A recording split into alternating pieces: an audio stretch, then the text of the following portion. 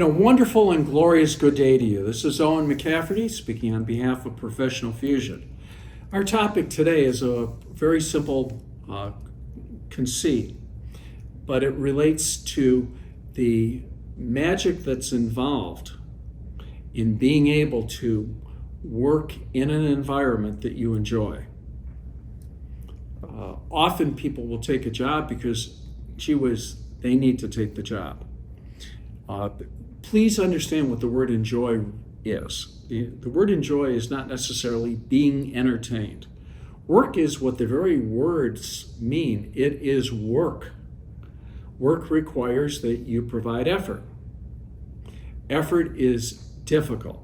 Sometimes you may not necessarily want to be at the location, but you force yourself to be at it. One example of not wanting to be at the location is taking time off. Almost on a predictable basis. Can you get sick on a Friday and have a reoccurrence that spans through Monday so that it's difficult for you to commit? Is the reason why you're off on Friday and you may be off on Monday is, gee whiz, I really don't enjoy what I do, and I'm looking for any possible excuse that I can have to do something different.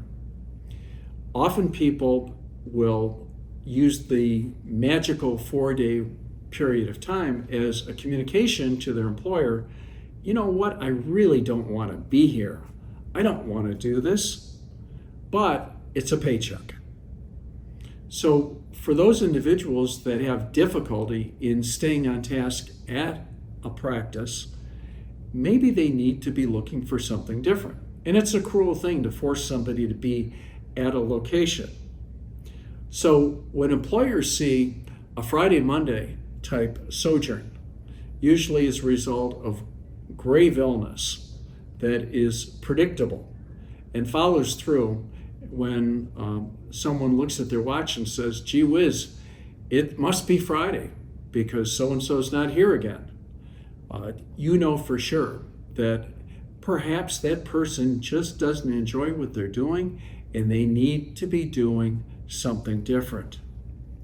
That also holds true, ladies and gentlemen, for the owners and for the doctors. If you see that the owners are never there on a Friday, never there on a Saturday, gosh, you wouldn't even think of them being there on a Sunday, and most probably on Monday, they have important things to do that will tear them away from practice.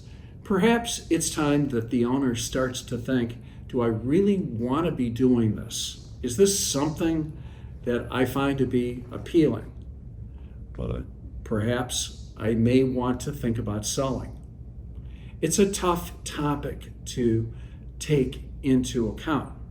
And it's not just one segmented group, and it goes throughout professional staff, ownership, and support. You really want to ask yourself, do I want to do what I'm doing? And there are patterns, there are indications, and don't think for a second that other people can't see them. They do function. And people understand that, gee whiz, maybe this isn't something that I really would want to do. So the best thing to do is to be honest. When you see a pattern, communicate that pattern and ask the person quite honestly in a non-threatening manner, is this something you really want to be doing? Because the probability is that they're trying to communicate in a desperate manner, I really don't want to do this. So the Friday, Monday indication of absences, that seems to be a pretty good indicator that this isn't something I want to do.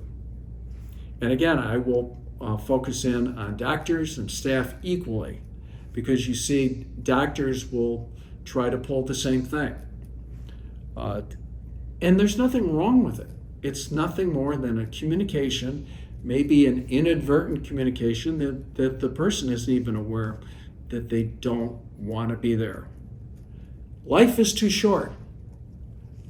In the words of another individual, we're not talking about driving foreign cars, we're talking about being at an activity that we may not enjoy.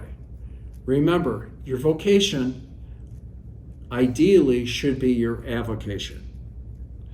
On behalf of Owen McCafferty, myself, I'd like to say thank you very much, and I deeply appreciate the time.